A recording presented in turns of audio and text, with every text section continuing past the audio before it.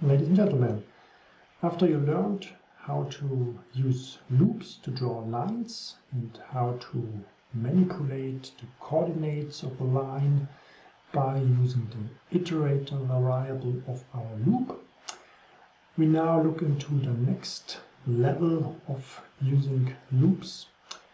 Now we put loops inside of loops.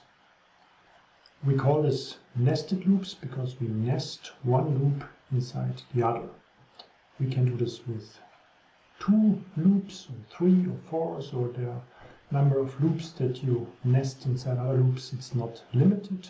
It's only restricted by the level of complexity that you can handle as a programmer. Let's look into our first example. Again, go to Rhino and Grasshopper, our prepared example. Now we use the number 4, nested. Right-click on this component and enable it. And you see a grid of rectangles, of quads, of squares appear. We double-click on the component and open our code window. Zoom in a little bit. And again, we look into the run script part. Here you see 2 integer variables that are declared in the beginning, and they got assigned the number, the nr variable, which again is what we read from the slider. This is the iterator, or it controls how many iterations our for loop runs through. So here you see the iteration A and iteration B appears in our for loop with the I variable as iterator, and in the second one, which is inside the first one. But step by step. First of all, we create again a list where we collect the elements, the objects that we create. In this case, we call it collect breps, because we have a brep, boundary representation, in our list, or defined as element that we store in our list. You notice from our first example where we draw rectangles, this is to a kind of a surface that we use especially to visualize our created rectangles as surfaces, as filled surfaces. Okay. Second, we need to define the plane on which we want to draw. So we will use the XY plane. Therefore, I will use a variable called myPlane, which is my drawing plane. It's again from Rhino geometry namespace, a plane type, and there we have the predefined world XY plane, which we just use. Okay, now the exciting part starts. We declare the first for loop. You already know all the elements. We have the iterating variable, integer variable, starting from 0. We have the condition, how many times the for loop is being repeated, and we have the incrementer that increases our counting variable by 1.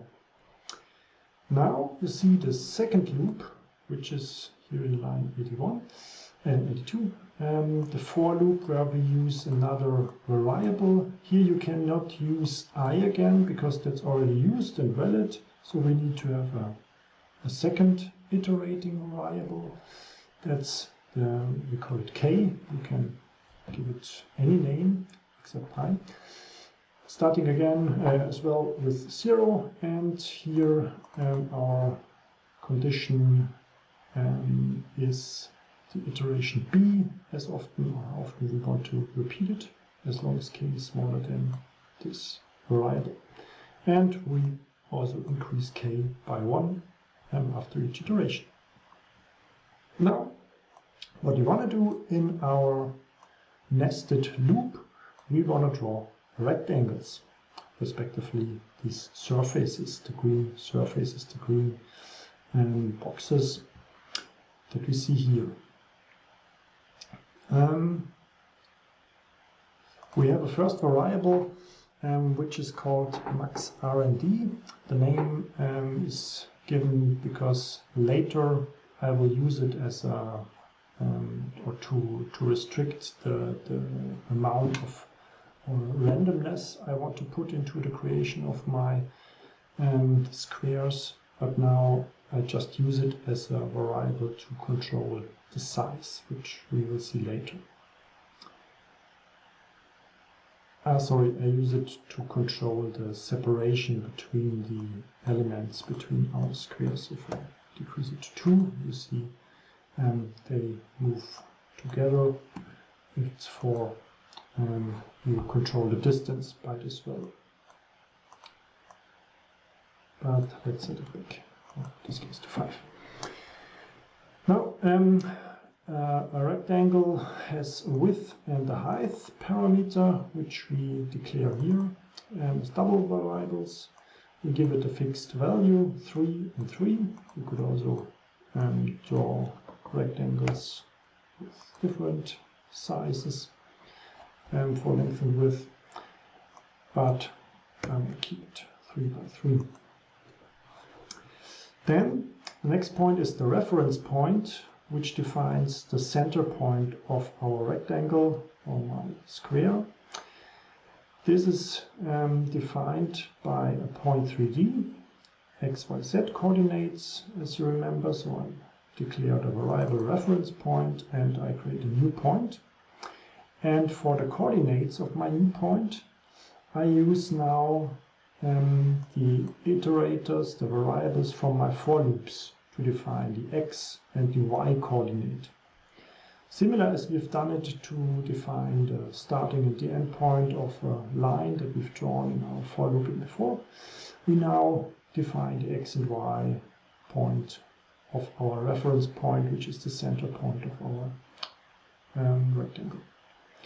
Therefore, we use I and multiply it by a certain factor, which is the distance, as we have seen, the max R&D value, and we add 1.1 just to increase it a little bit.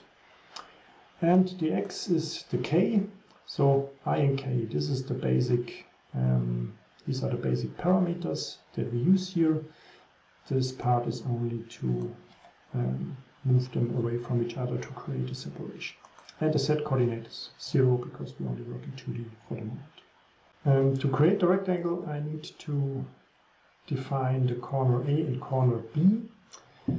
This is what I do here with the point 3D, corner A. So I need a point for both corners. Therefore, I create a new point and I start from the center point, my reference point, the ref PT, and for the first coordinate of my corner point, we look at the x coordinate. Here I start from the center and I subtract half of the width of my rectangle. So the width was here defined with 3. I multiply it by 0.5, so half of the width I go to the left. And for the y coordinate of my reference point, I go downwards.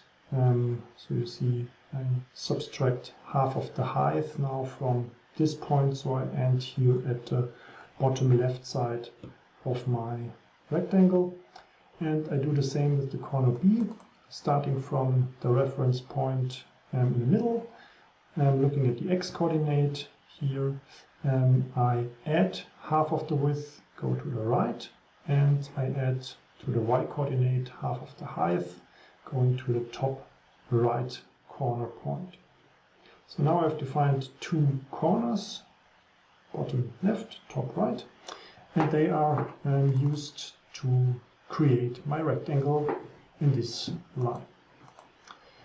Now all we need to do is to convert the rectangle, which is just a line, if I would draw it, to a surface in order to get a filled rectangle to see surface in my rhino viewport.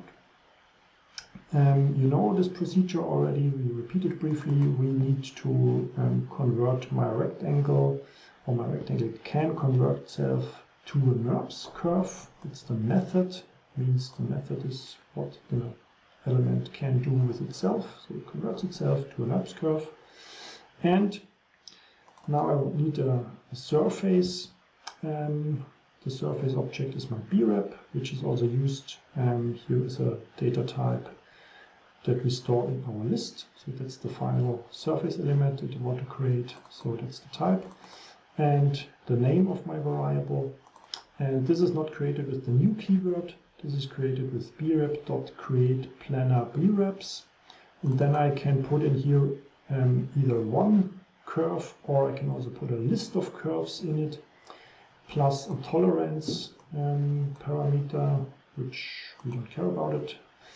And this creates a list of surfaces out of my NURBS curves that I put in here. In my case, I put only one curve in it. But to take it, so the output of this method that we used here is a list of breps. And since I have only put in one into my, or I created one based on my curve that I've used here, I have only one entry that I want to access. That's why we need here this address in my parentheses from the index 0, because 0 is the first element. And this is what I take out of my created breps and store it in my brep surface. That's the name of my variable. And finally, I added to my list of breps, collect breps, that's our list. As you know it from the lines, but here we use brep. And in the very end, I send it to the output that is my reference object A in order to draw what I've created. The result is already shown here. Okay, to recapitulate, what happens now inside of my nested loops. So if you execute the first for loop, I is set to 0, then I start my second for loop, k is 0. These two iterating variables, they are used as x and y coordinates for my reference point. So in the first, or we start with 0, 0 for both variables, so this means we draw this rectangle. Then the k for loop, call it k because I used the k iterator,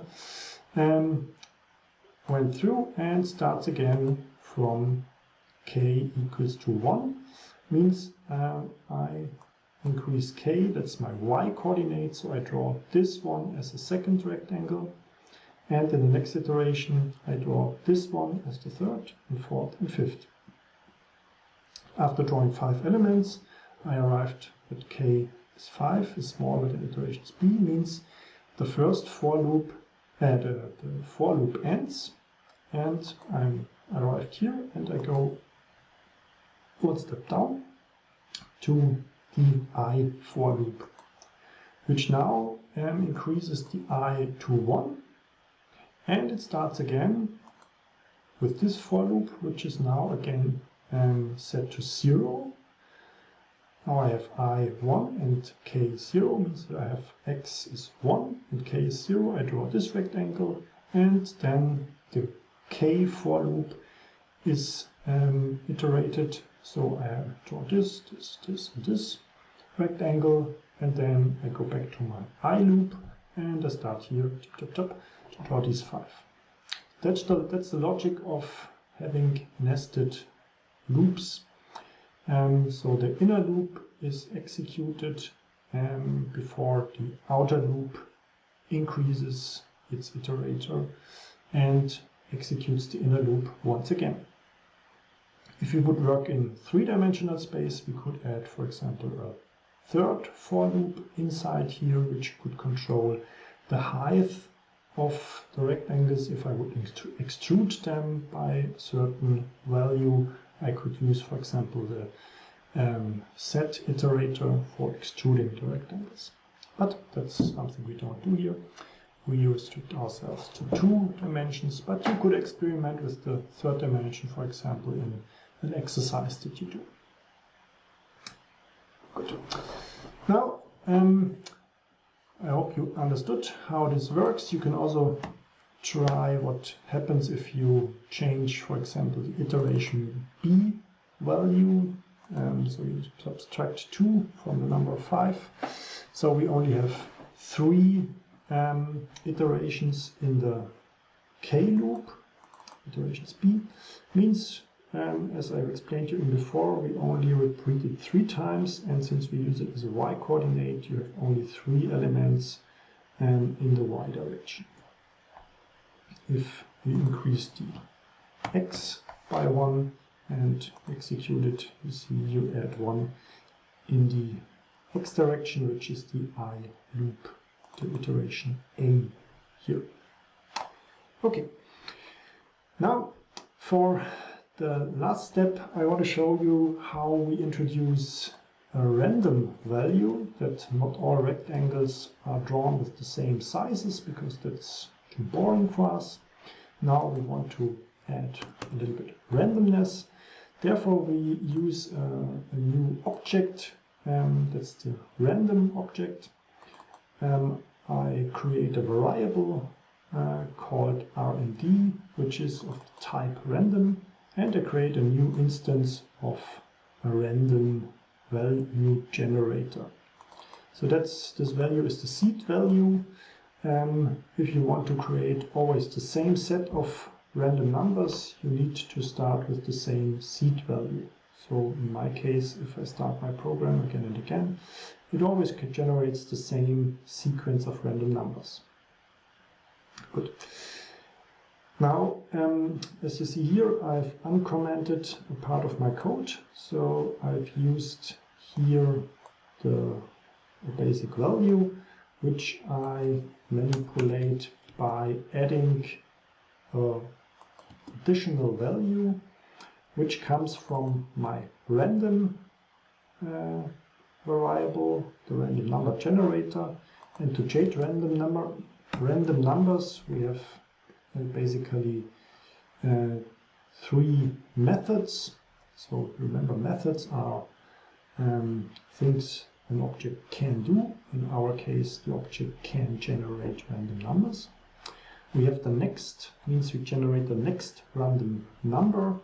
This is an integer number, so a full number. We can also generate next double values, which would be floating point, or next bytes, which we don't need.